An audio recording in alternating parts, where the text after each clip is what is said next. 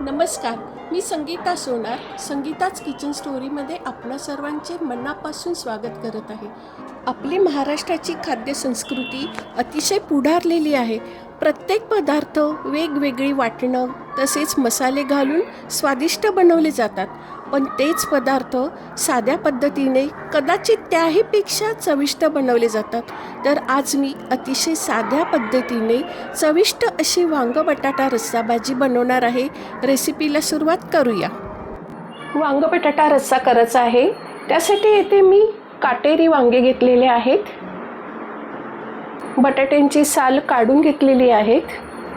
आता वांगे आणि बटाटे कापून घ्यायचे आहेत. वांगे बटाटे पिवळसर पडायला नको त्यासाठी येथे मी पाण्यामध्ये मीठ घालून घेत आहे. त्यातच आता हे वांगे बटाटे कापून ठेवणार आहे.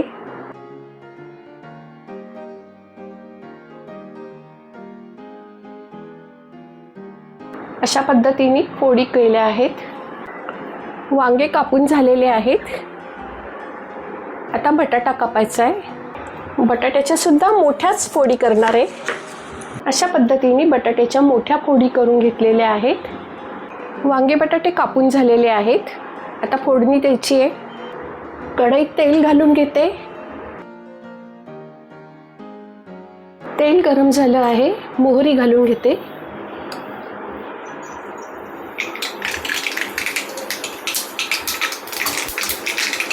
मोहरी आणि जिरे हळूहळू असे फुलू द्यायचे, तडतडू द्यायचे.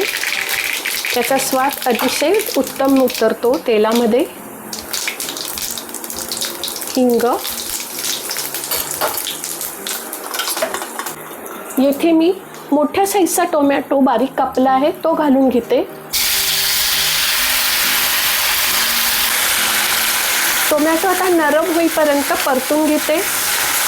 टोमॅटो आता बऱ्यापैकी नरम झाला आहे. थोडी आलं लसूण पेस्ट घालते.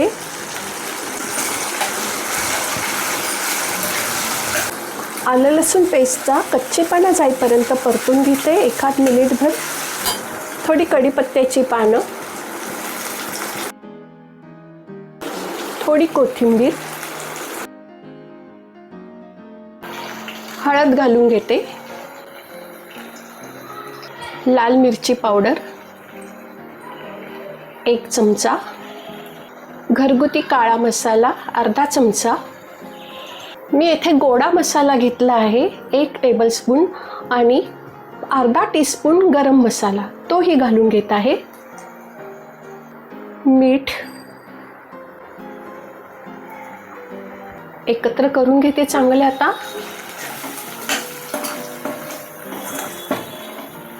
वांगे बटाट्याच्या फोडी घालते.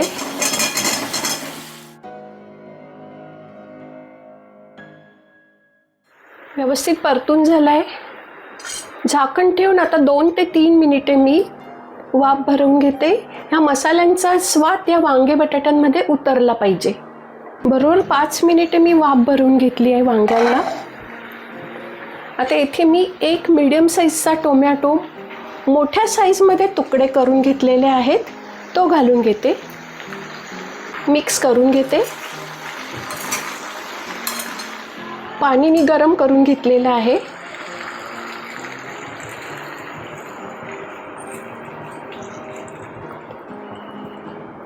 जेवढा रस्सा हवा आहे त्या पद्धतीने पाणी घाला. उकळी येऊ देते. आता अगदी थोडासा गुळाचा खडा घेतलेला आहे. वांग म्हटलं की थोडासा गुळ हवाच. अगदी छोटासा घेतला आहे.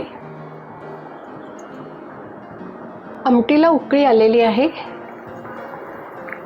2 ते 3 मिनिटे अशीच मी मोठ्या फ्लेमवर दणकून उकळी आणणार आहे. गॅसची फ्लेम आता लो करते आणि 7 ते 8 मिनिटे आता हे वांगे बटाटे छान शिजू देते. 7-8 मिनिटे झालेली आहेत. आता चेक करते एकदा.